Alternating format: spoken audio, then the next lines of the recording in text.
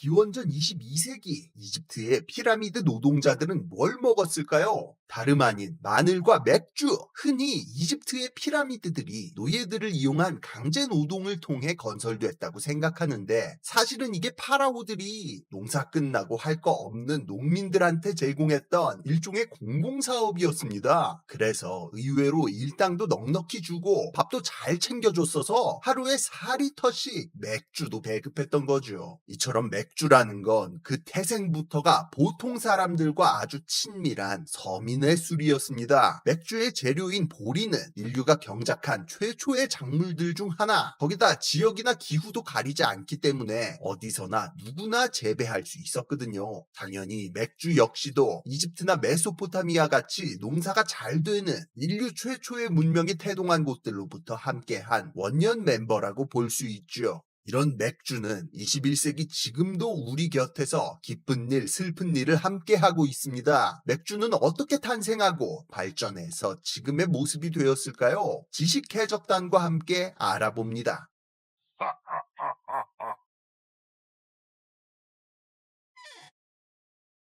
초기의 술은 지금처럼 맑은 형태가 아니라 잼이나 죽 같은 하나의 음식이었습니다. 먹을 때는 이렇게 갈대로 만든 빨대를 이용해 찌꺼기를 걸러내면서 빨아 마셨고요. 근데 이 맥주라는 게 생각보다 만드는 방법이 좀 복잡한 편이었습니다. 저번 영상에서도 설명했지만 알코올이 만들어지려면 효모균이 당분을 분해하는 발효라고 불리는 과정이 필요한데요. 당분이 풍부해서 상온에 그냥 놔두기만 해도 발효가 일어나는 과일과는 달리 보리나 쌀 같은 곡물류는 녹말로 이루어져 있어서 효모가 분해를 할 수가 없기 때문에 그냥 물 부어놓고 기다린다고 해서 발효가 되는 게 아니거든요. 그래서 기원전 3000년쯤 이집트와 메소포타미아에서 기막힌 방법이 등장합니다. 바로 보리의 싹을 틔우는 것. 맥주 원재료 표시된 거 보면 메가라는 게 있죠. 이게 싹 틔운 보리를 뜻합니다. 맥주뿐 아니라 엿이나 식초, 장 같은 걸 만들 때도 사용되는데 우리말로는 엿기름, 영어로는 몰트라고 하죠. 쌀이나 보리 같은 곡식 알갱이들은 따지고 보면 씨앗이거든요. 그래서 얘네들은 싹이 트면서부터 자체적으로 아밀레이스를 만들어내기 시작해요. 녹말의 형태로 저장해두고 있던 에너지를 당분으로 분해해 초기 성장에 사용하기 위해서죠. 보리에 싹이 나니까 단맛이 나네? 그러면 이대로 발효를 시킬 수 있겠네? 이걸 간파했던 고대인들은 보리에 일부러 싹을 틔운 뒤 그걸 갈아서 빵으로 만들고 이걸 다시 물에 개워서 발효를 시키는 양조 방식을 만들어냈습니다. 이 양조 방식이 이집트와 메소포타미아를 넘어 세계 곳곳으로 전파되며 메가를 이용해 만드는 술, 맥주의 역사가 본격적으로 시작됐던 겁니다.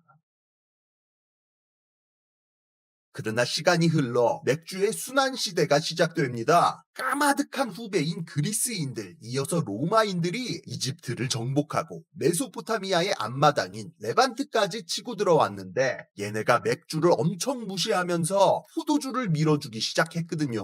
이쪽 지중해 연안 지역들은 예로부터 곡물보다 과일이 남아도는 지역이었습니다. 특히나 포도와 올리브가 많이 나서 이걸로 먹고 사는 애들이었죠. 그러다 보니 포도주 마시는 전통을 가지고 있었고 맥주를 오랑캐술이라며 무시했던 거예요. 포도주는 신이 만들었고 맥주는 인간이 만들었다라는 게 그리스 로마인들의 생각이었습니다. 만드는 방법부터가 좀 그렇긴 해요. 포도는 가만히 놔두기만 해도 저절로 술이 되는데 맥주는 싹 틔우고 가루 내고 빵 만들고 다시 개우고 뭔가 더 인위적이고 복잡했으니까요. 거기다 기원 전후를 기점으로 뭐가 등장한다? 기독교가 등장한다. 기독교에서 포도주는 술 그 이상의 의미를 가지고 있는 신성한 아이템이었습니다. 심지어 기독교에서는 성체와 성혈이라고 해서 매주 미사 때마다 빵과 포도주를 먹습니다. 그냥 세속과 종교를 통틀어서 포도주가 최고 존엄이었던 거예요. 그렇게 고대 세계의 맥주 전통은 사실상 끊어질 수밖에 없었죠. 맥주의 명맥이 이어진 건 다름 아닌 저 북쪽의 유럽 내륙지대였습니다. 이쪽에 살던 켈트족과 게르만족들은 서늘한 기후 때문에 포도를 재배할 수가 없었거든요. 그래서 로마 제국 시대에도 여전히 밀과 보리를 가지고 술을 빚어 먹었고, 이집트와 마찬가지로 그리스 로마인들로부터 오랑캐라고 무시를 당했었어요. 그런데 무슨 일이 일어난다? 서로마가 멸망해버린다. 게르만족들이 서로마 영역으로 밀고 들어오며 여러 왕국들을 세우고 중세 시대를 열어버립니다. 이번엔 포도주 먹던 사람들이 맥주 먹던 사람들에게 지배를 당하는 세상이 온 거죠. 게르만족들과 함께 맥주는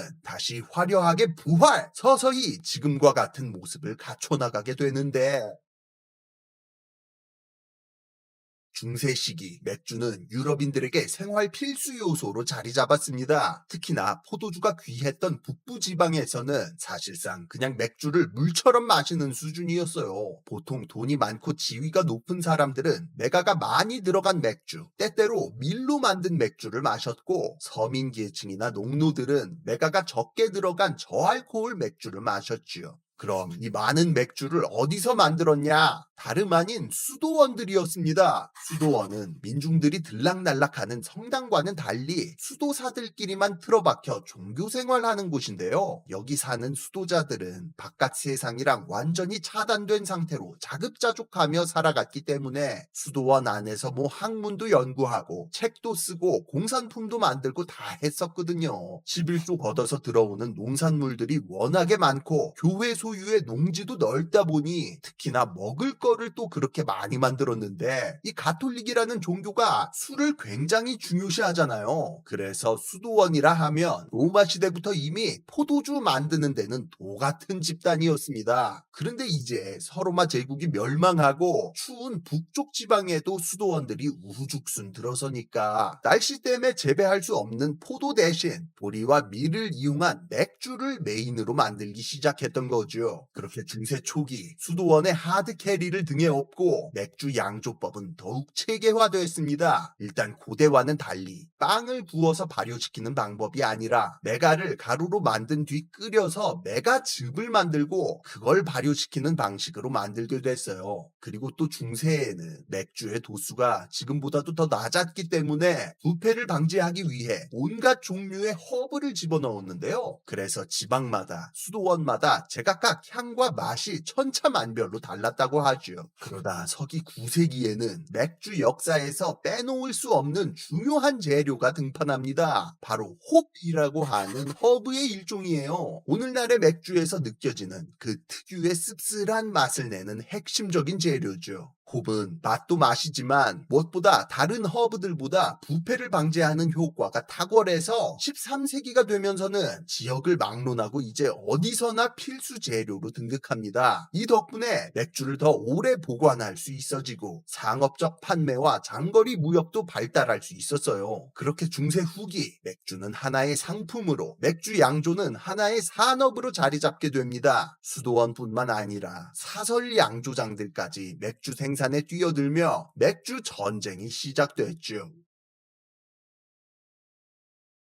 특히나 이 맥주 산업이 가장 발달했던 건 바로 신성 로마 제국이었습니다. 그 중에서도 독일 남부의 바이에른, 그리고 오늘날의 체코에 해당하는 보헤미아가 중심지였는데, 이쪽에는 이미 11세기부터 맥주의 상업적 제조, 판매 등에 대한 법률이 정비돼서 맥주에 매기는 세금으로 국가 재정이 돌아갈 정도의 수준이 됐어요. 그런데 인간의 욕심이 끝이 없다 보니 이로 인한 부작용들도 발생합니다. 일단 곡물들이 다 술 만드는 데 쓰이니까 이제 빵값이 올라가서 서민들이 죽어나가기 시작해요. 거기다 특색 있는 맛을 개발한답시고 이것저것 아무 허브나 때려박다 보니까 볶음물 수준의 맥주들까지 시장에 팔리며 품질 관리가 안 되고, 이러면 백성들이 가난해지고 세금도 안 거치죠. 이거 통치자들이 제일 싫어하는 거거든요. 그래서 결국 바이에른에서 인류 최초의 식품위생법이라 불리는 규제 법안이 등장합니다. 바로 맥주 순수령. 맥주를 만들 때 물, 메가, 홉 이 세 가지 외에는 넣지 못하게 하는 법이었죠. 바이에른의 맥주가 수출도 많이 되고 유명했던 만큼 시간이 지나며 신성로마 제국 전역에서 이 법을 성문화해 적용하기 시작했어요. 이 무렵 또 한 가지 변화가 더 생깁니다. 원래 이전까지 유럽 맥주의 대부분은 지금 분류법으로 치면 에일에 해당했습니다. 15도 이상의 상온 환경에서 한 달 정도의 시간 동안 발효와 숙성을 거치는데 이 과정에서 효모가 탄산을 빠르게 배출하며 위로 떠오르기 때문에 상면 발효 맥주라고도 하죠. 그런데